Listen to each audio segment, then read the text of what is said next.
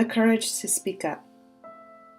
You might be able to relate to the idea of finding the courage to speak up. Between my personality type and events that have happened over the course of my life, I've never been very outspoken. And I realize how much this has hindered my life in the past year or so. Since then, I've been working to develop my voice and work on my throat chakra. And let me begin with how I came to realize all of this. I'm going to share a personal story, but I share it in the hopes that it inspires you and helps you to use your own voice. When I was 4, I was adopted by my grandparents. And without sharing the personal details of my real parents' story and struggles, because that's their story to tell, suffice it to say that at an early age I experienced the ultimate rejection. My parents gave me up.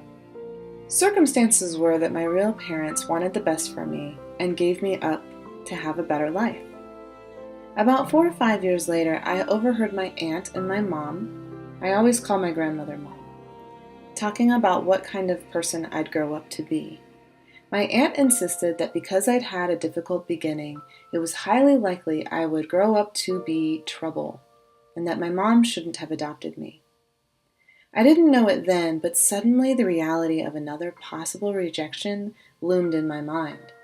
I never told my mother or my aunt that I'd overheard them, but standing in that hallway, I clenched my fists and I resolved to stay out of trouble. I promised myself that I would make my parents proud of me and never give them any reason to regret having adopted me. I already had a propensity to avoid conflict, but now that became a very important tool. If I didn't speak up and I didn't cause conflict, then chances were I wouldn't be rejected, especially by my family. This idea was reinforced by Western society. Women who are outspoken aren't to be trusted, or that they're difficult, or they're mean. And I didn't want to be associated with any of those things, and so I learned to suppress my voice. I did everything in my power to be a good kid. Never talked back. I always tried to be helpful, and I never showed negative emotions, anger or bitterness especially. Then I became heavily involved in the church that I was attending at the time. I delved into numerous committees and activities. And still, I took piano lessons, I played sports, I was Peppermint Patty and Mrs. McAfee in 2 different school plays. I participated in community service projects, and advanced placement classes fueled my desire to achieve at a high level, enough to have the credits necessary to graduate a semester early from college. There was a cost to this zealousness. I felt a profound sadness and even despair at being rejected by my middle school and later my high school peers.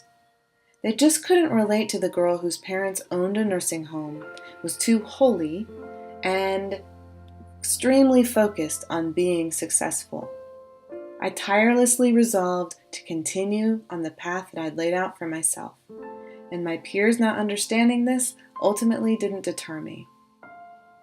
In not being outspoken, when other people took offense at something I said or did, I would take it really, really personally, to the point where I'd brood for days because it was so representative of conflict. But I'd never address the offended person out of fear. I would just suppress. And I did everything I could subconsciously to try to make everyone like me and to avoid rejection at all costs. And it hurt deeply that I couldn't make most of my peers understand. And yet, I didn't fully understand this all back then. I also became relentlessly hard on myself. I pushed myself when I was tired. I pushed myself through different bouts of strep throat. Getting strep throat as many times as I did, or always losing my voice when I had a cold, were extraordinarily symbolic of my suppressed voice. As I went through my meditation teacher training in 2018, I realized how these symbols were what contributed to a wholly blocked throat chakra.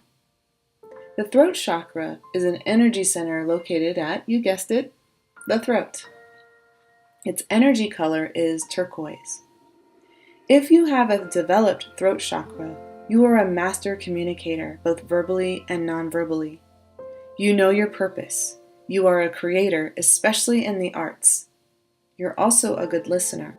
An open throat chakra allows you to speak your truth, albeit in a way that is inviting and not hurtful. This is also the gateway chakra, eliciting the rise of Kundalini starting at the root, where the coiled serpent of energy rises from the base of the spine and moves up to the crown chakra. If you don't have an open throat chakra, you might talk a lot, but you don't say things that are truly meaningful, or you might not listen well, or both. Silence makes you nervous, and you overcompensate by talking more. And I recognize myself there, in that I used to be more like that. A blocked throat chakra means that you might have issues with your throat or mouth. That includes thyroid disease, mouth sores, dental issues, loss of your voice when experiencing a cold. Other symptoms include acceptance of lying or participating in gossip. There's a chance that you might have trouble expressing yourself adequately, either in being too harsh because you're overcompensating or in underutilizing your words.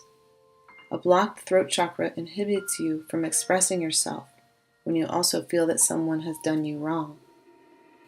I only became more aware of the throat chakra through my teacher training, but also with the self-awareness that develops through an established meditation practice.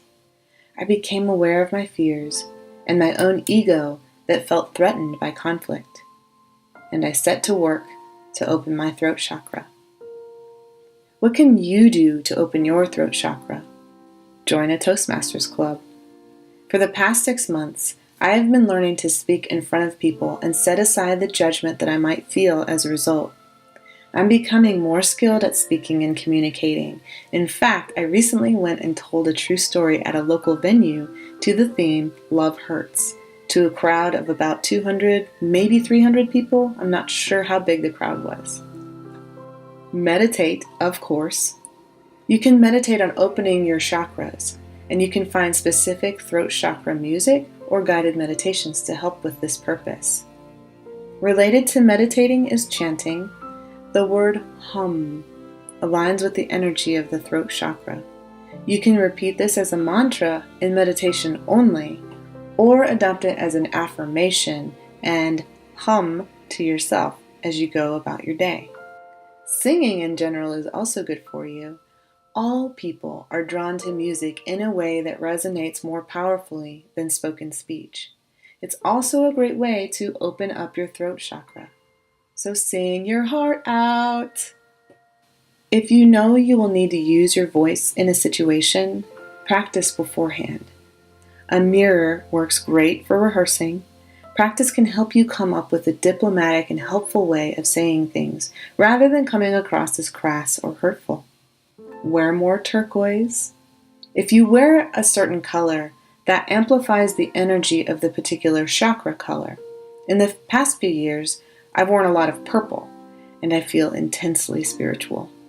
But now it's time to develop the throat chakra. Drinking more water or tea, in addition to eating foods with higher water content, can also help cleanse and activate the throat chakra. As I mentioned before, you can find guided meditations on the internet. However, I will create a part 2 to this post and create a throat chakra meditation for next week.